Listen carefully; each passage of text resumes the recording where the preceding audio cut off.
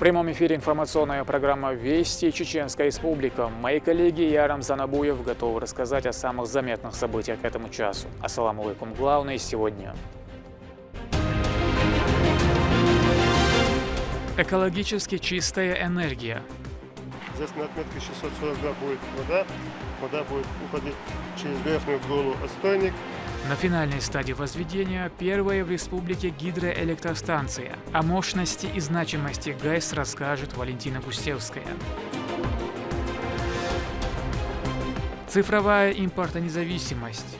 Вот здесь можно подробно изучить, из чего состоит сервер для процессоров Intel 4 и 5 поколений. Современные решения в области защиты данных и новые подходы к цифровой трансформации обсуждались сегодня в Грозном на межрегиональной конференции. Повышение квалификаций. Тренеры и судьи правильно принимали решения и понимали, почему такие решения принимаются. Вот подобные семинары проводятся. В Грозном состоялся семинар для судей и тренеров, задействованных в предстоящем первенстве СКФО по дзюдо.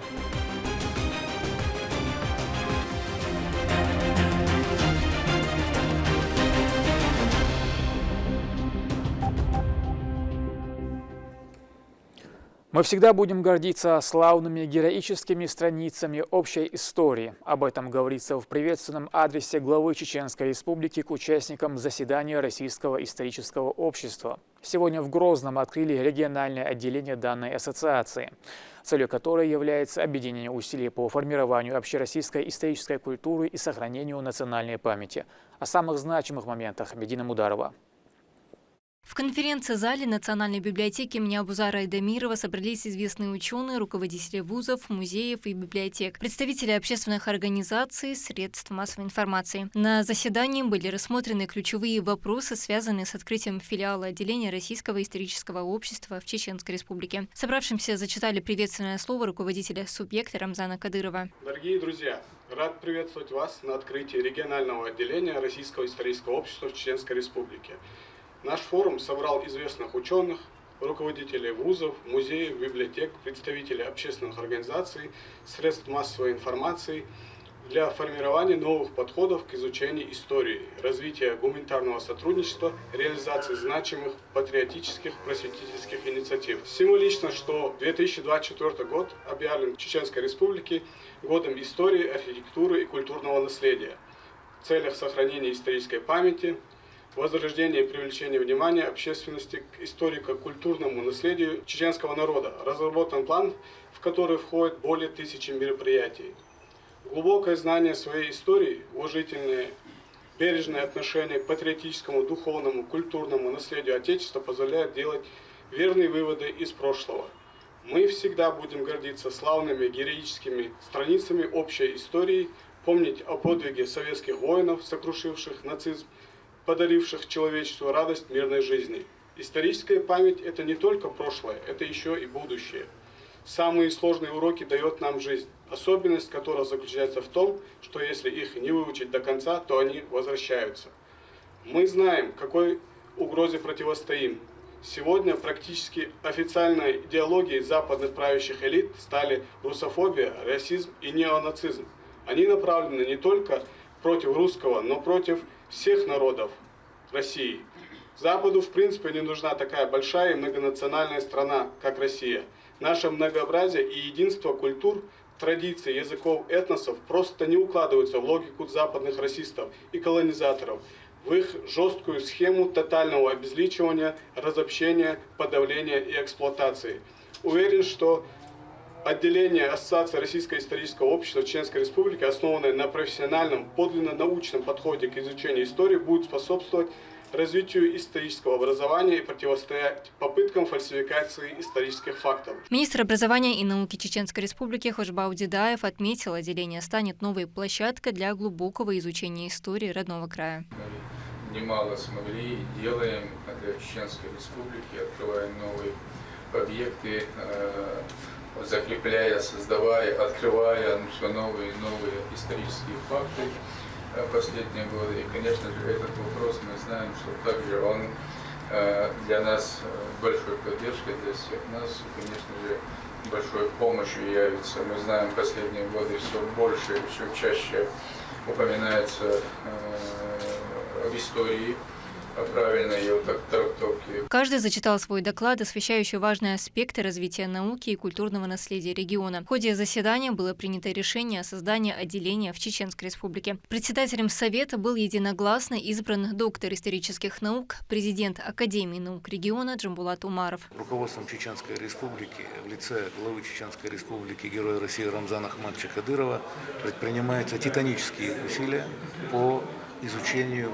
истории не только народов Чеченской Республики, но и всей России, чтобы мы, вся наша страна, все наши субъекты Российской Федерации, новые наши субъекты, которые пришли к нам с освободительной миссией, так сказать, СВО, чтобы мы общими усилиями не дали переписать нашу с вами российскую отечественную историю. Вот главные цели и задачи, которые мы преследуем все вместе в нашей многонациональной стране по вопросу, так сказать, изучения отечественной истории. Российское историческое общество было воссоздано в 2012 году. Своей главной задачей оно ставит объединение усилий государственных и общественных деятелей, ученых, искусствоведов и любителей истории. Это уже 62-й филиал в стране. Открытие отделения Российского исторического общества в Чеченской Республике будет способствовать улучшению просветительской работы, созданию новых проектов, которые будут касаться как истории всей страны, так и непосредственно Чеченской Республики. И, конечно, создание отделения укрепит горизонтальные связи между учеными республики и специалистами с разных концов нашей страны. Теперь открытие нового отделения привлечет внимание к богатой истории региона, а также поспособствует укреплению взаимопонимания и диалога между историками России и нашей республики. Ожидается, что отделение Российского исторического общества в Чеченской Республике станет активным участником в развитии исторической науки в регионе. Впереди проведение научных исследований, конференций и других мероприятий. Медина Мударова, Магомед Басаев, Вести, Чеченская Республика. Региональный общественный фонд имени Героя России Ахмата Хаджи Кадырова провел масштабную благотворительную акцию. Продовольственную помощь раздали нуждающимся всех районов. Всего 30 тысяч пакетов с мясом птицы. Жители выразили благодарность в адрес Аймани Исиевны и Рамзана Кадырова.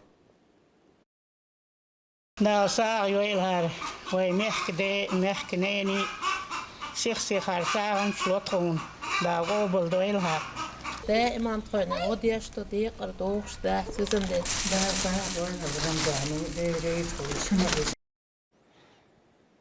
В Грозном состоялась межрегиональная конференция IT Connect. Она нацелена на то, чтобы разработчики и пользователи цифровых технологий и продуктов встретились вместе на одной площадке для продуктивных дискуссий и заключения взаимовыгодных договоров. Всего участников более 200, среди которых представители власти компании СКФО. Репортаж Валентины Гусевской. Конференция IT Connect объединила разработчиков цифровых технологий и программного обеспечения со всей России. Компании представили свои достижения в Грозненском государственном нефтяном техническом университете имени академика Миллионщикова. Мы уделяем очень большое внимание вопросам безопасности. И как само данное событие мы видим в себя в числе тех интеграторов железа, вендоров, которые поставляют софт и готовы двигаться вместе с ними, открыты для диалога. На официальной части участники обсудили импортонезависимые программные продукты в области защиты данных для внедрения в органах государственной власти и местного самоуправления. Присутствующие смогли задать вопросы спикерам. Главной частью конференции стало подписание соглашения о сотрудничестве между администрацией главы и правительства Чеченской Республики с компанией Trinity Solution, которая числится в реестре Минпромторга Российской Федерации как производитель высококачественного IT-оборудования. Мы предлагаем передать на тестирование серверную продукцию нашего производства, находящуюся в реестре Минпромторга. Мы готовы помочь с проведением этого самого тестирования. По результатам этих действий разработать проект по поставке вычислительной техники из реестра для Чеченской Республики. Мы регулярно передаем наше оборудование в тест для государственных заказчиков, помогаем в проведении пилотов, ну и на основании потребностей заказчика формируем решения, которые в дальнейшем инсталируются на площадках. Конференция проходит 3-й год подряд. Организаторы отмечают, разработка и совершенствование отечественных технологий идут ускоренными темпами. Компании растут, то есть действительно наши российские компании выросли в своем уровне. Они могут предложить уже не только лучше одно решение, а предоставить целый пакет своих решений, которые можно внедрять на нашем рынке и именно у заказчиков. Мы, как главный организатор, в первую очередь мы проводим, чтобы поднять уровень самих знаний наших коллег, наших студентов именно на уровне Чеченской Республики.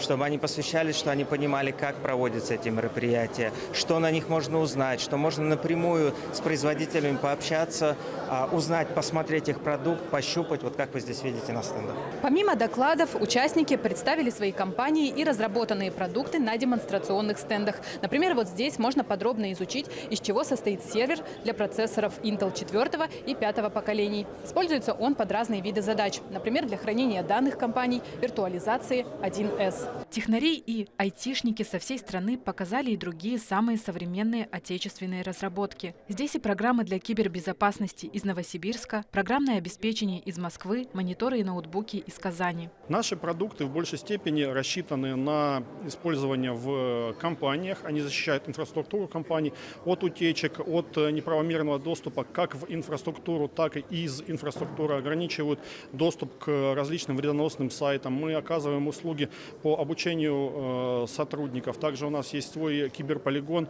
Местные компании также представили свое оборудование, которое востребовано не только в Чеченской Республике, но и по всей России. Посетили конференцию более 200 человек, поэтому незаменимой частью стала возможность потенциального сотрудничества и поиск клиентов. Сегодня, когда мы были в зале, рассказывали, не так много рук было, кто знает компанию ICL Techno. Поэтому наша задача была познакомить сотрудников, тех, кто занимается IT-индустрией, одним из производителей российского оборудования. Если честно, у меня закончились визитки, то есть правда очень активная, деловая, там желание было познакомиться, много было вопросов, потому что не так много российских производителей есть на рынке, и узнать еще об одном, который будет также конкурировать, представлять свое оборудование, был большой интерес. Российские специалисты в сфере информационных технологий планируют не останавливаться на достигнутом и совершенствовать свои продукты, ориентируясь на потребности пользователей. Валентина Гусевская, Ислам Ибрагимов, Руслан Магомадов. Вести, Чеченская Республика. В Центре олимпийской подготовки имени Владимира Путина состоялся семинар для тренеров и судей. Он посвящен предстоящему первенству СКФО по дзюдо среди юниоров в Грозном. Комиссия разъяснила правила начисления баллов за выполнение различных приемов и напомнила о дисциплинарных нормах на татами. Эти рекомендации помогут провести спортивный турнир без каких-либо затруднений. В соревнованиях примут участие сотни дзюдоистов из всех республик СКФО. Как правило, мы проводим в течение года в различных регионах подобные мероприятия, именно для того, чтобы и судьи, и тренеры, которые на этих мероприятиях присутствуют, более глубоко понимали те правила, которые на данный момент действуют в дзюдо, для того, чтобы избегать каких-то недопониманий, потому что бывают всякие ситуации, бывают сложные ситуации в борьбе.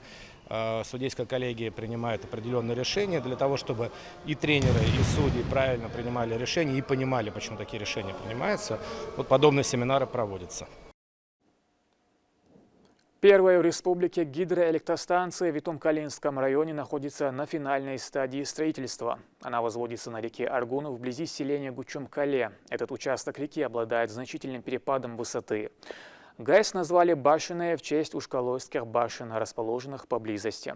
О ее значимости для развития возобновляемой чистой энергии расскажет Валентина Гусевская. Башенная гидроэлектростанция вот-вот приступит к работе. Ввод объекта в эксплуатацию планируют уже в ноябре, до снижения потока воды горной реки Аргун. Перед запуском остались завершающие этапы. Проектирование ГЭС ведут с 2021 года. Реализовывать объект начали в 2022. Все действия по возведению расписаны в планах до мелочей. Несмотря на это, необходимые доработки вносят непосредственно во время монтажа. Стенка бетонная, она была выполнена с небольшими отклонениями. Сейчас вот в данный момент мы поняли, какого порядка эти отклонения, и приняли решение на месте, что с этой стенкой делать для того, чтобы безопасно смонтировать водовод и далее его обетонировать. Данный объект, он первый в Чеченской Республике, который реализует Русгидро. Это для нас очень интересный проект, так как очень много нестандартных здесь решений пришлось принимать в силу того, что сложный, так скажем, горный рельеф, который потребовал от нас максимальных усилий для того, чтобы вписать эту станцию в существующую топографию. В строительстве задействовано 250 человек, работают в 2 смены. На данном этапе в здании гидроэлектростанции устанавливают основные коммуникации. Стоит отметить, сборка полностью из отечественных составляющих. Уже вмонтировали турбины. В сердце ГЭС находится ее неотъемлемая часть – гидроагрегат. Под естественным напором вода спускается по водоводу к 2 турбинам, которые вращает рабочее колесо и запускает 2 генератора. Именно они вырабатывают электричество. Место для генераторов уже отмечено. Однако, чтобы их установить, необходима хирургическая точность. Погрешность допускается в долях миллиметра. Во избежание ошибок работают с геодезистами. Это у нас является опорой под будущие подшипники, которые мы будем здесь устанавливать. Соответственно, мы выставили здесь ося. По этим осям мы должны выставить вот эту фундаментную плиту, эту опору под будущий подшипник до 0,5 мм. То есть разговор сейчас идет даже не о миллиметрах, а о 1/5 части этого миллиметра. Вода в здании ГЭС будет поступать из водовода через напорный бассейн и деривационный тоннель протяженностью 1,5 километра. Он уже завершен и сдан комиссии. Из Аргуна поток воды поступает в головной узел объекта.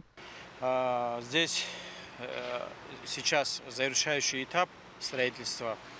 Фактически завершаются бетонные работы. 90% бетонных работ выполнено, основные конструкции выполнены.